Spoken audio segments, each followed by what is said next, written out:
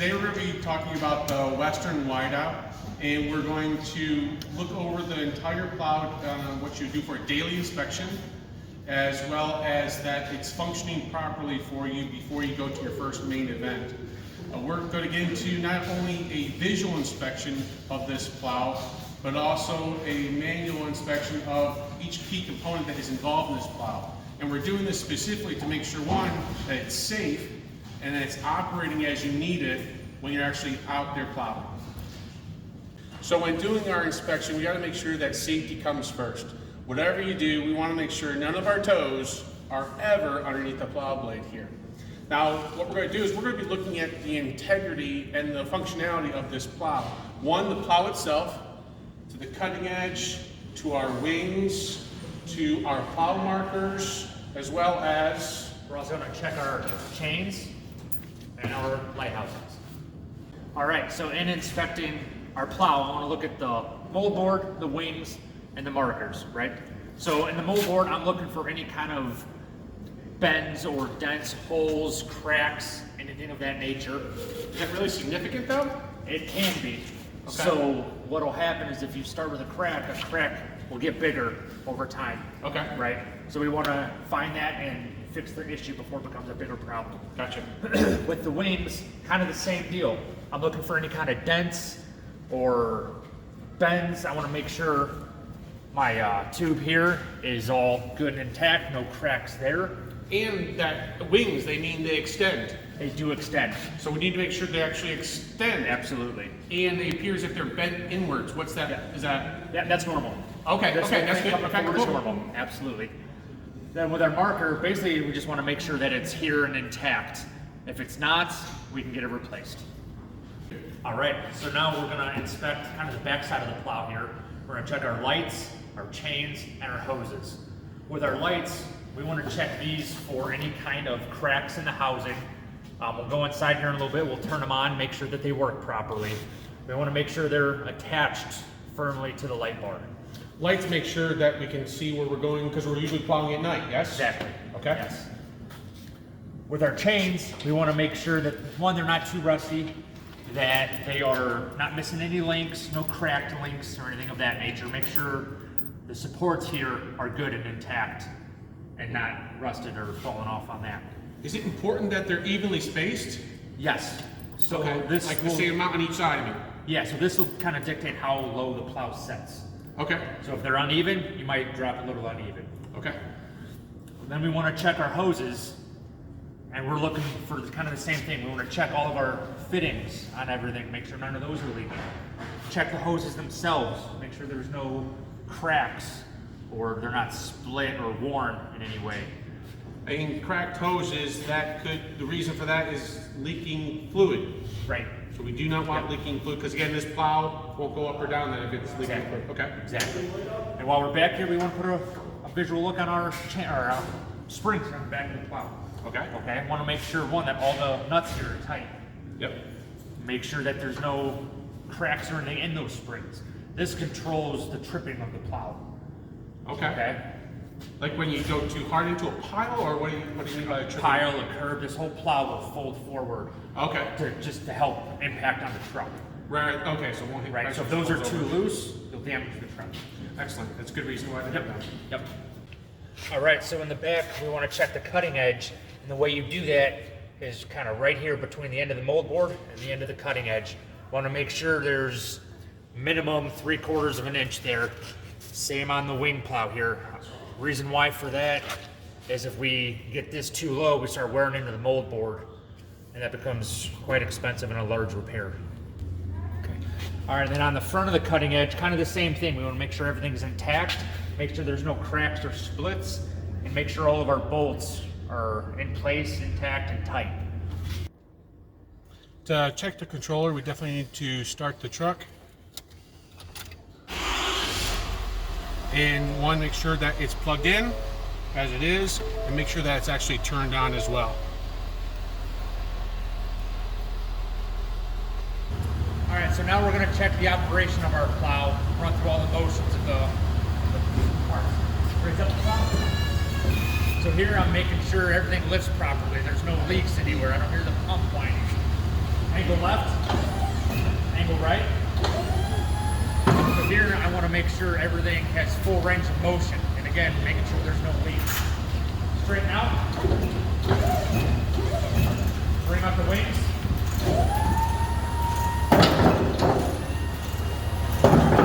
So here, same thing, I'm making sure that the wings are, again, they're fully extending, they're not getting caught on anything.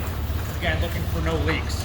The reason we do this is, one, we want to make sure we have no issues before we go out into the storm. Make sure we are good on fluid, no leaks on anything, and we can make any repairs that we have to start. So running through these motions, I'm going to lift it, raise it up. I'm checking to make sure that it goes to the left as well to the right. I'm going to straighten it out again, and then we're going to extend the wings, both left and right. And we do this for a specific reason though, and that reason would be this sucker doesn't run on a flux capacitor. You actually need to have this thing run on hydraulics, and if the fluid's too low, no matter what, how many gigawatts you have, 3.21 or not, you need fluid in your plow. All right, so now just a quick synopsis of what we're going to go through, some troubleshooting. The goal here is to just go over the basics of the troubleshooting of a plow so that we can better assess the problems that we're having and the repairs that are needed.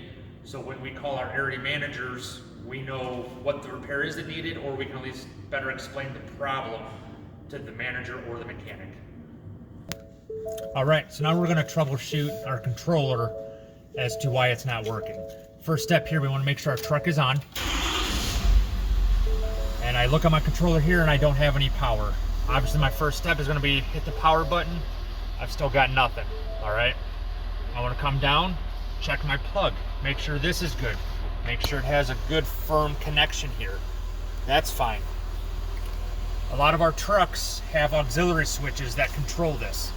On this truck, it's up top here. I'm going to turn that on, and now I have lights to my controller. I hit the on button. I now have full function of my controller. All right, now if the controller doesn't work, if those problems didn't fix this, we have a couple different options. We can check the fuses under the hood. The appropriate fuses will be marked with a paint pen as to what to check. And if that still doesn't work, we might have to swap the controller. Sometimes these do go bad. All right, so now we're going to troubleshoot our lights that may or may not work. If they don't, like we see we have one out here. First thing we want to check are the plugs on the front of the truck, which are down here between the plow and the bumper of the truck. Okay, if I know I'm good and tight on both of my connections here, my next step is going to be going in to checking the bulb. Okay, these will be accessed from the back. If that checks out fine, we can go in to check in the fuses in the truck. And if there is a fuse, the fuses will be marked with a paint pen as to what needs checked. If that still doesn't fix the problem, then we are into the point of writing this up for repair. There may be something a little deeper going on electrically. All right, now we want to check hoses that are leaking. I noticed I had a little bit of blue fluid laying under my plow. So I'm going to come through and I'm checking all of my hoses and all of my fittings. I have a lot of fittings on the front here. There are fittings up on the front of the motor here. I check all those, make sure they're not loose, not leaking out of there. Then I'm checking all my hoses. I'm checking for worn or frayed hoses, hoses that might be split, anything that just might be leaking a little bit of fluid on that. In the event that we find that leak, we can replace the hose that's causing the problem. We also want to check and refill our fluid, which we're going to do up here on the back side of the reservoir. All right, we also want to check our cylinders for leaks. A lot of times you'll see fluid right around this seal of that piston. That'll be your most common leaking point. If that is leaking, we'll have to get that seal rebuilt, so we just write it up, let our area managers know, we can get that addressed. All right, so now I have a plow that it either won't angle, it's drifting on me, or the wings aren't operating properly. Okay, if my wing is stuck in the in position, I'm going to check my plow lines and make sure I don't have any leaks or blown lines on anything. If my wing is stuck in the outward position, it could either be a line or you might have something jammed inside the housing of the wing. Okay, it could be ice buildup, debris, it could be a variety of different things. If my plow is drifting on me, meaning as I'm driving or plowing, it just free flows kind of whatever way it wants. Generally, that's a low fluid situation. You could top it off in the reservoir and usually fix that problem. If the plow doesn't angle for us, again, checking our lines and level of plow fluid. A lot of times those are the two main culprits of that. It could also be a stuck cylinder, in which case if that happens, if it's stuck, say all the way right, sometimes we can lightly tap the left side and bring that back in. All right, so now I have a plow that is stuck in the down position. It won't lift up for me. Generally, that's a problem with our lift cylinder. It could be leaking, it could be blown, low on fluid. We want to check all those items. If we still can't fix the problem, what we can do is put a bottle jack. All the trucks should have one in the cab. Put a bottle jack underneath the A-frame here, jack this plow up, and we're going to take our chains, kind of pull them out, and re-strap them down with the plow up. That way when we pull out the bottle jack, this holds all of our weight, and we can now travel with the plow.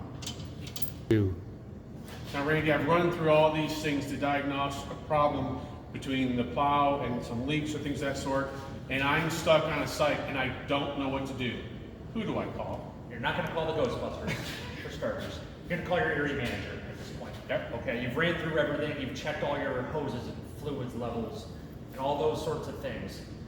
Your area manager will typically have a small kit of plow lines and stuff for easy on-site repairs. Okay. But at that point, you're calling your area manager, you're figuring out the solution, and that may be either fixing on site or you're bringing the truck back to the shop for repairs. Excellent. Thank you, Randy. You're welcome. Thank you.